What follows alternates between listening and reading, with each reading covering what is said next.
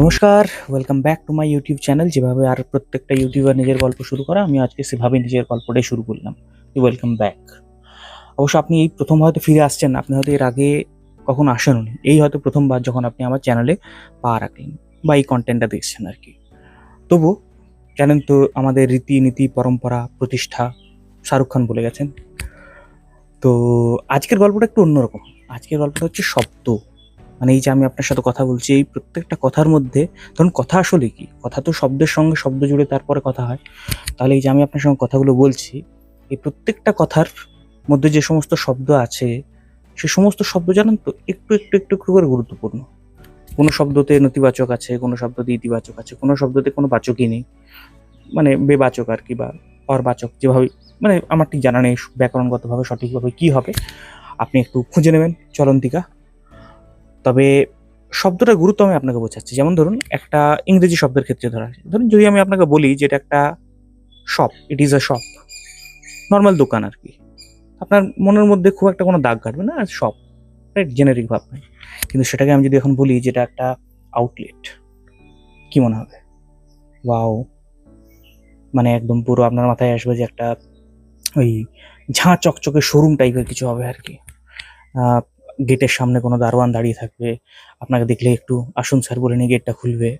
বা হয়তো যদি দারোয়ান নাও দাঁড়িয়ে থাকে, তাহলে সেই গেটের গায়ে ওই পুশ অ্যান্ড পুলটা লেখা থাকবে, এবং আপনি বুঝতে পারবেন না যে ঠেলতে হবে ভেতর দিকে, টানতে হবে সামনের দিকে। মানে ঠিক বুঝে উঠতে পারবেন আর কি, দরজা খোলার নিয়মটা সেখানে একটু গোলমেলে লাগে। তো এটা হচ্ছে আউটলেট এবং শপের মধ্যে বিষয়টা একই জিনিস।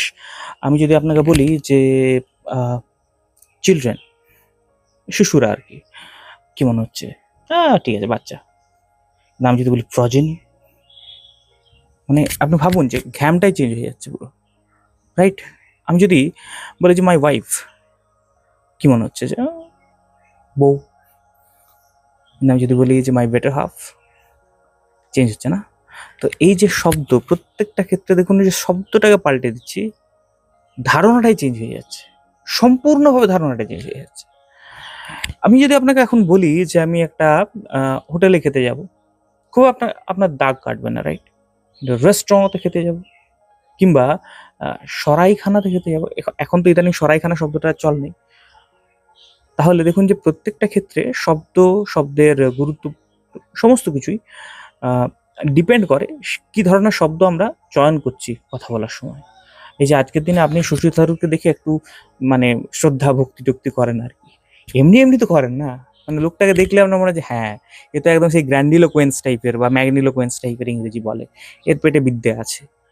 এটা তো চারটিখানি ব্যাপার না মশাই, চারটিখানি ব্যাপার কি বলুন? সবার দ্বারা কি ওই ধরনের ইংরেজি বলা যায়? মানে কেউ কি বলতে, আমি তো পারি না বলতে।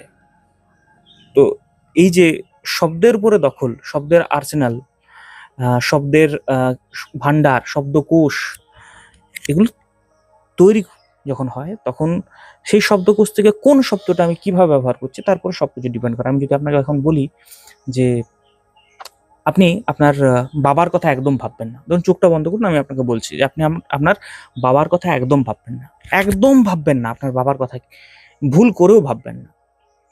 দেখুন তো, আপনার বাবার মুখটাই আপনার মনের মধ্যে বারবার ভেসে উঠছে, একটা বারের জন্য কিন্তু আপনার মায়ের মুখ ভেসে উঠছে না, তাই না? শব্দ। আমি যদি এখন বলতাম যে আপনি আপনার কাকার কথা একদম ভাববেন না, তাহলে কিন্তু বাবার মুখটা ভাসতো না, তখন কিন্তু কাকার মুখটা ভাসতো। সমস্ত কিছুই হচ্ছে শব্দ। শব্দকে অবহেলা করা যায় না। আমাদের জীবনে যা কিছু পজিটিভিটি, যা কিছু নেগেটিভিটি, সব কিন্তু শব্দের বয়ে নিয়ে আসে। আপনি একটা শব্দ যদি ব্যবহার করেন, একটা মানুষ উত্তেজিত হতে পারে।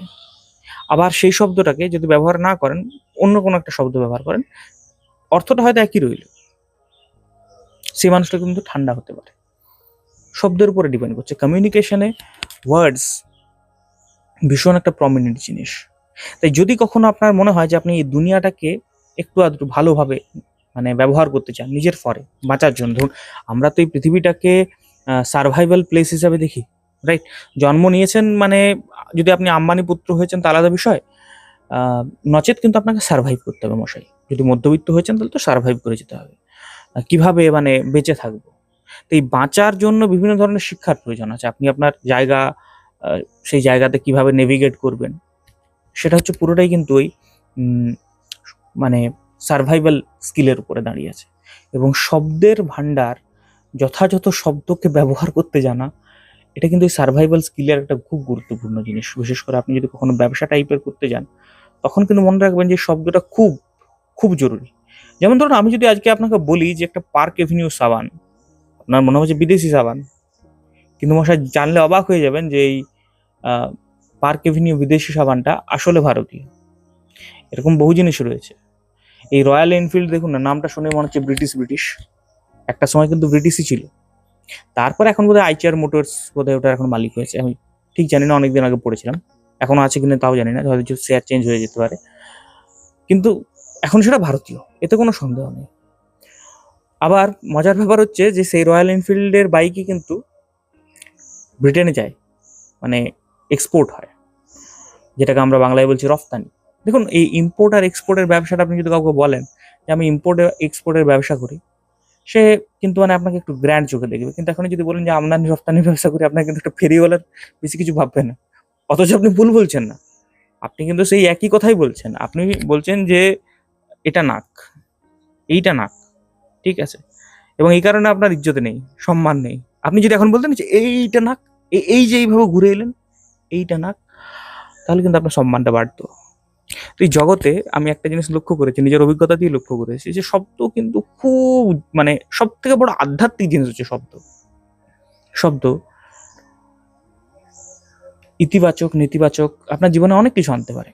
আমি বলতে পারেন যে কিছুটা আমি একটু হয়তো স্পিরিচুয়াল টাইপের বলতে পারেন, যেটাকে আধ্যাত্মিকতা বলে, যেখানে আমার মনে হয় যে শব্দ কিন্তু আপনার জীবনে একটা বিরাট বড় রোল প্লে করে। এই যে আমরা বলি না যে কোনো একটা মানুষ সে আমার জন্য লাকি, সবসময় কিন্তু সেই মানুষটা লাকি ওইভাবে হয় না। আপনি খেয়াল করে দেখবেন যে সেই মানুষটা আপনার সঙ্গে যে ধরনের কথা বলে, সেই কথাবার্তা, আপনি যে কমিউনিকেশনটা করেন, সেই কমিউনিকেশনের মধ্যে একটা পজিটিভ ভাইব থাকে।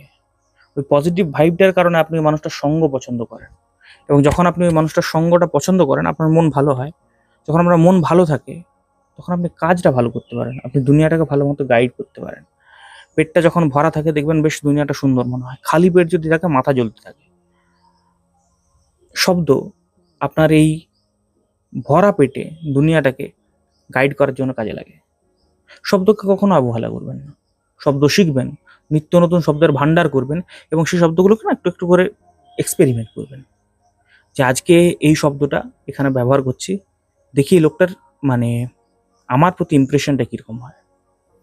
এগুলোকে না একটু একটু করে এক্সপেরিমেন্ট করতে হয়। আমি করি, আমি রীতিমতো করি। মানুষের সঙ্গে কথা বলার সময় আমি খেয়াল করি যে কোন শব্দটাতে কি আসছে। আপনি বিশ্বাস করবেন না, আমাদের গ্রামে তখন আমি প্রথম, ঠিক আছে, ক্লাস 10-9 এরকম সময় পড়ছি, তখন অত ইংরেজির চল ছিল না আমাদের, ঠিক আছে। তো আমি যখন ওই মাসির বাড়ি পিসির বাড়ি যেতাম, আমাদের বাড়িতে কেবল নাটক থাকতো, আমাদের তো এই দূরদর্শন সম্বল থাকতো। তো এই কেবল থাকার কারণে বিভিন্ন চ্যানেল দেখতে পেতাম। তো সেখানে আমি ওই তখনকার শহুরে মেট্রো লাইফের কিছু সিরিয়াল টিরিয়াল বোধহয় দেখেছিলাম। সেখানে ওই এক্সকিউজ মি কথাটা খুব চলতো, ঠিক আছে। এবার আমার ওটা খুব পছন্দ হয়েছিল, ঠিক আছে। আমি ওই 2-4টে ইংরেজি শব্দই বুঝতাম তখন, আমি এক্সকিউজ মি বলতাম, ঠিক আছে। মানে রাস্তাঘাটে হয়তো কেউ বেরোচ্ছে, এক্সকিউজ মি, মানে যেভাবে আমি শিখেছিলাম, আমি এক্সকিউজ মি মানে জানতাম না, আমি জানতাম যে ওইভাবে ওরা বলে, তাই আমিও বলতাম। আপনি বিশ্বাস করবেন না তার ফলটা কি হলো। এখন আমাদের গ্রামে এখনো স্টিল নাও, আমি তো মাধ্যমিক দিয়েছি অনেক আগে, এই এক্সকিউজ মির কিন্তু একদম ভারতীয়করণ, শুদ্ধিকরণ ঘটে গেছে। ভারতীয়করণ ছাড়ুন, বাংলাকরণ, আরো মানে একদম গাঁওয়ালিকরণ যদি বলেন, তো সেটাও হয়ে গেছে।